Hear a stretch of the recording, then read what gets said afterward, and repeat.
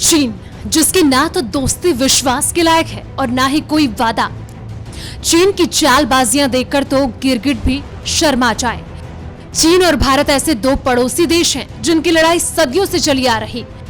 भारत चीन से दोस्ती और भाईचारे की कितनी भी कोशिश कर ले, हिंदी चीनी भाई भाई की बात कितनी बार समझा ले, लेकिन चीन भारत की जमीन हड़पने और हर स्तर पर कमजोर करने की साजिश करता ही रहता है।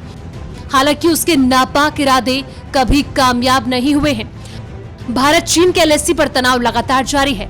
भारत और चीन के सैनिकों में कई बार झड़प हो चुकी है। 15 जून को गलवान घाटी में खूनी संघर्ष के बाद वास्तविक नियंत्रण रेखा के पास दोनों देशों ने करीब 50,000 से अधिक अतिरिक्त सेनाओं की तैनाती की है। गलवान घाटी में जहां भारत के 20 जवान शहीद हुए थे, वहीं चीन के बड़ी संख्या में सैनिक मारे गए थे। इस घटना के बाद कई बार सैन्य और कूटनीतिक वार्ता हुई, मगर अब तक सभी विफल ही साबित हुई है। यही वजह है कि 29-30 अगस्त की रात में एक बार फिर से चीन ने घुसपैठ की कोशिश की और भारतीय सेना ने जवाबी कार्रवाई करते हुए खदेड़ दिया। बताया गया है कि इस दौरान हवाई फायरिंग भी हुई। स्ट्रेट फॉर के वरिष्ठ ग्लोबल एनालिस्ट और रिपोर्ट के लेखक ने कहा कि सीमा पर चीनी सैन्य सुविधाओं के निर्माण की टाइमिंग ये बताती है कि भारत और चीन के बीच लद्दाख में चल रहा गतिरोध चीन द्वारा बॉर्डर पर तनाव बढ़ाने के लिए किए जा रहे प्रयासों का एक हिस्सा है, ताकि वह सीमावर्ती क्षेत्रों पर नियंत्रण स्थापित कर सके। रिपोर्ट्स के अनुसार चीन ने भारतीय सीमा के पास 13 नए सैन्य ढांचे बनाना शुरू किया है, जिनमें 3 हवाई अड्डे, 5 स्थायी हवाई रक्षा स्थल और 5 हेलीपोर्ट्स शामिल हैं। इनमें ये 4 हेलीपोर्ट्स का निर्माण तो मई में लद्दाख में गतिरोध शुरू होने के बाद आरंभ हुआ है। वास्तविक नियंत्रण रेखा के पास चीन ने अपने एयरबेस, एयर डिफेंस यूनिट और सैन्य पोजीशन की संख्या में बड़ा इजाफा किया। इसका इशारा सिर्फ युद्ध की तैयारी की तरफ ले जाता है। कहीं चीन बड़ी साजिश में नहीं लगा है, इसे हल्के में नहीं लिया जा सकता। चीन की तैयारी उस युद्ध की तरह ले जाता है जो वो चाहता है। चीन इस बात को बखूबी जानता है कि आज के भारत से टक्कर लेना आसान नहीं है, इसलिए वो भारत से अकेले जंग करने की हिम्मत नहीं करेगा। चीन अपने पिंटू पाकिस्तान के साथ मिलकर भारत पर एक साथ 2 तरफ से हमले की साजिश रच रहा। जानकारों का मानना है कि अगर जंग शुरू हुई तो चीन पाकिस्तान के साथ मिलकर भारत पर मिसाइल, रॉकेट अटैक के साथ एयर स्ट्राइक करेगा। चीन और पाकिस्तान भारत पर सरप्राइज अटैक करके बड़ा झटका देने की कोशिश करेंगे। एक साथ हमला करके चीन दौलत बेग ओल्डी और पाकिस्तान सियाचिन पर कब्जा करने की कोशिश करेंगे। अगर भारत ने यह हमला झेल लिया तो चीन और पाकिस्तान पर जवाबी हमला करेगा, लेकिन चीन और पाकिस्तान की कोशिश होगी कि वो भारत को पहले ही वार में पस्त कर दे। चीन की नजर काफी वक्त से सियाचिन और दौलत बेग ओल्डी इलाके पर लगी है। चीन इन इलाके पर कब्जा करना चाहता है। सियाचिन और दौलत बेग ओल्डी सामरिक लिहाज से काफी महत्वपूर्ण है।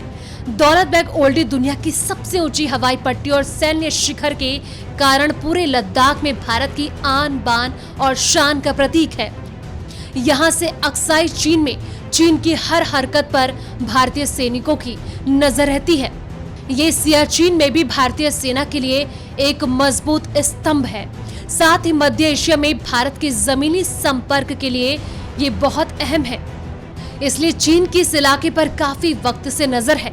दौलत बेग ओल्डी पर कब्जा करके चीन अपने व्यापार मार्ग को और मजबूत करना चाहता है।